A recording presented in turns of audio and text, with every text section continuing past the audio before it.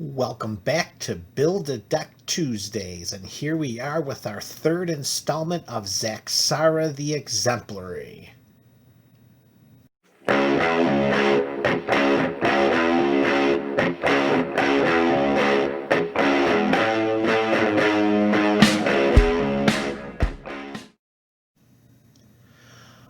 Welcome back, everybody. This is MTG Burgeoning, and you are watching Build a Deck Tuesdays. And if you missed any of our previous installments, you can click on the link in the comment section, or you can click on the link in the section below and get yourself caught up. Basically, what we're doing is we introduce a commander. This time it is Zaxara the Exemplary, and then we piece together a deck built by the viewers, by the commenters, by the subscribers, by anyone who has an opinion on how to build Zaxara the Exemplary with a focus on X spells.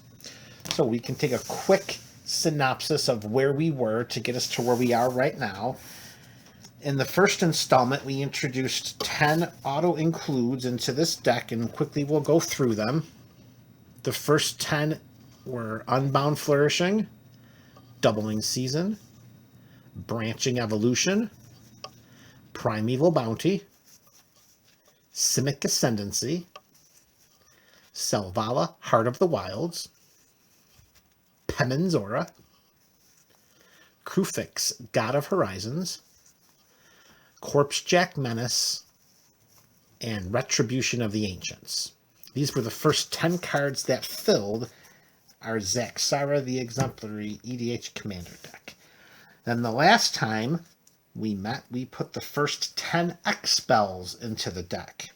And the first 10 X spells, briefly, were Villainous Wealth, Finale of Revelation, Torment of Hailfire, Hydroid Krasis, Exsanguinate, Walking Ballista, Animist's Awakening, Curse of the Swine, Voracious Hydra, Stroke of Genius. And to get some more detailed commentary about those spells, again, you can visit any of the previous videos that we talked about with Build a Deck Tuesday featuring Zaxara the Exemplary.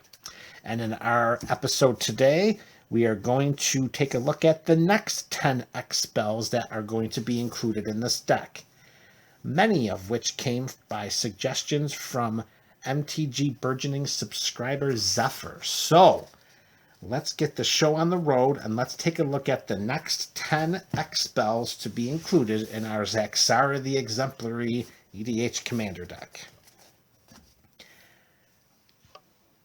Profane Command. X and double black sorcery that gives us 4 modes from which to choose. The first one says target player loses X life, which is very relevant for us. The second one says return target creature card with converted mana cost X or less from our graveyard to the battlefield. This is the mode that may not be as valuable as the other 3, as many of our creatures, once they enter the battlefield from the graveyard, are going to die because their base power toughness is 0/0. Not all of them, but the majority. The third mode is target creature gets -X till end of turn, removal. And finally, up to X, target creatures gain fear until end of turn. And if anyone is unfamiliar with the mechanic of fear, that means they can't be blocked except by artifact creatures and or black creatures. So 3 very relevant modes.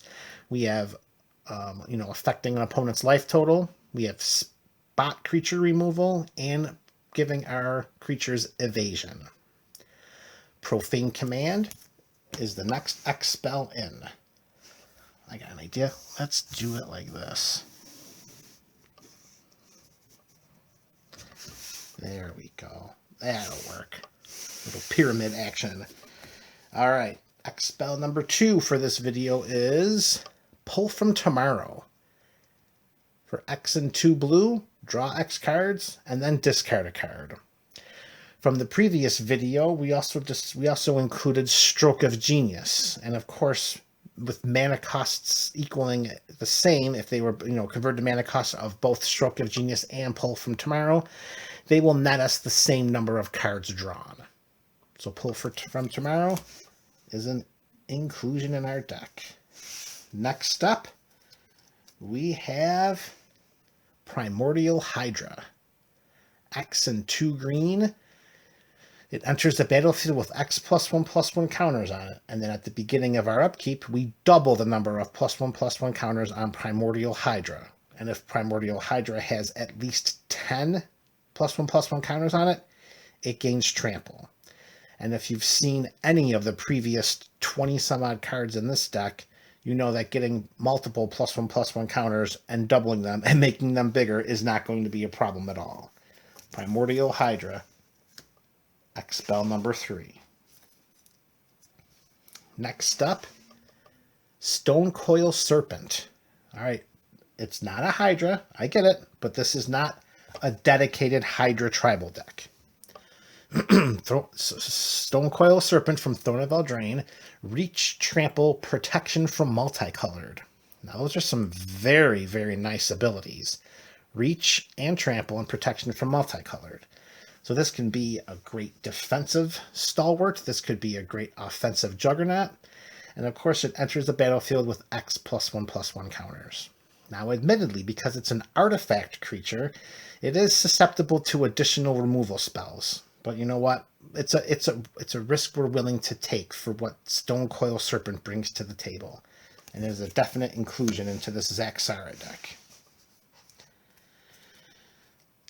Number 5. Blue Sun's Zenith. I will admit, the triple blue in a 3-color deck is a little intimidating. I mean, we will eventually have a large number of color fixing spells that hopefully will be able to dance around any big commitment to colored mana in the converted mana costs of our spells. So hopefully this won't be a problem, but it is worth mentioning that the triple blue in a 3-color deck is not always an easy automatic to pull off. If we can, though, target player draws X cards, and then we shuffle Blue Sun Zenith into its owner's library. Notice the text target player. So it doesn't have to be us. So if by some chance we generate an unseemly bucketful, palletful, wheelbarrow full of mana, maybe from Krufix, God of Horizons, we can pump that into Blue Sun Zenith and have an opponent draw more cards than they have in their library, effectively ending that opponent's game. So the flexibility of Blue Sun Zenith is very valuable, plus we get to shuffle it back into our hand. Just watch out, that triple blue. That triple blue might be something. All right, next X spell, number 6 of 10 for today. Erebus's Intervention, and here we're going to Theros from Beyond. We're going from Theros Beyond Death. This instant for X and a black presents us with 2 modes, and we pick one. Either target creature gets -X till end of turn, and we gain X life, which is just great for some spot removal on a creature and for some incidental life gain. Or we can exile up to twice X target cards from graveyards. Let's notice the text on this spell. Exile up to twice X target cards from graveyards. We're not targeting a specific graveyard. We're not looking to exile cards from just a graveyard. It's from any number of graveyards, twice X target cards. Very valuable for any of our opponents that are, engaging in any kind of graveyard shenanigans. Like that happens in Commander Ever, right? All right, X spell number 7. Hungering Hydra. For X and a green, this Hydra enters the battlefield with X +1/+1 counters on it, of course. Unfortunately, there's no trample on this Hydra. That upsets me a little bit. I mean, I like having trample-y Hydras as much as the next person, but, well, let's see if its other abilities help make up for this deficit. Hungering Hydra can't be blocked by more than one creature. That is extremely beneficial, because we can just assume that our Hydras are going to be among the biggest creatures on the battlefield. So to square up one-on-one with an opponent's creature during one of our attack phases most likely means that our creature is going to come out on top each and every time, especially if they can only be blocked by one creature. Bonus, when Hungering Hydra is dealt damage, put that many +1/+1 counters on it. So if our opponent decides to block with the only creature it can because of Hungering Hydra's second ability, then the third ability is going to put more counters on it. It's going to get bigger. It's going to hunger more and just keep getting bigger and bigger and bigger. Hungering Hydra is an interesting inclusion in this Zaxara build. X spell number 8, Steelbane Hydra. Here's a Hydra spell for X and double green, and again there's no trample.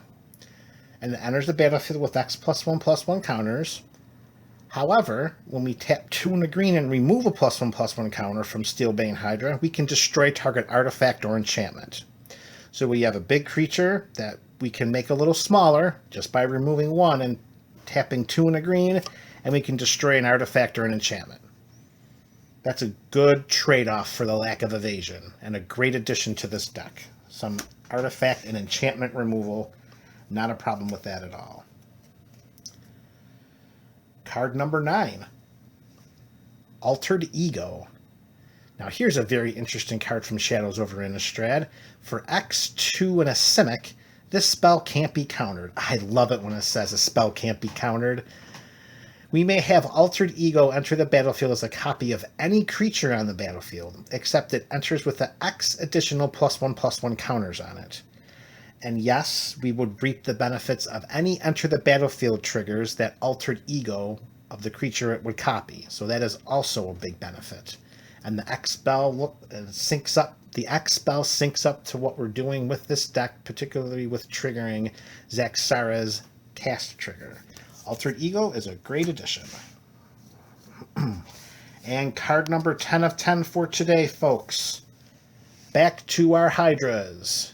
An X and 2 green, an evasionless Hydra that enters the battlefield with X +1/+1 counters on it. However, when it dies, we may distribute a number of +1/+1 counters equal to the number of +1/+1 counters on Vastwood Hydra among any number of creatures we control.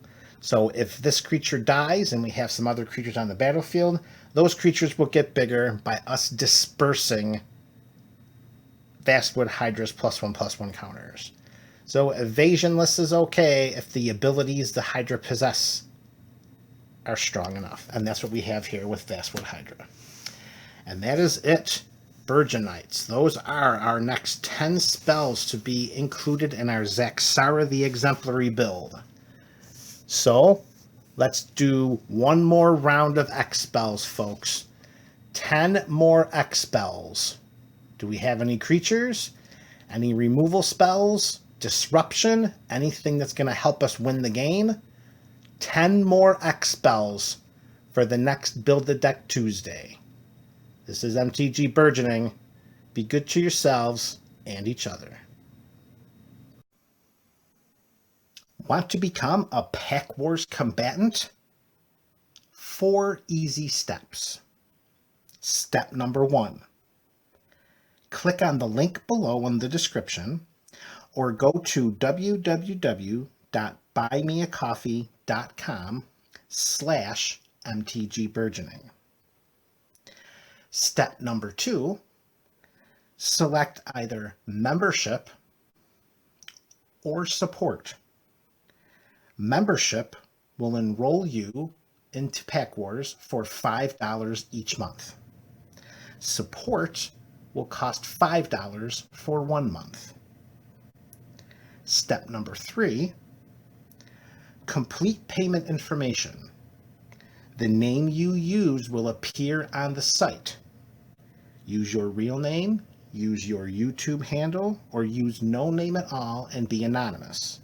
Be sure to include your email address in the information. Step number 4, most importantly, prepare for war.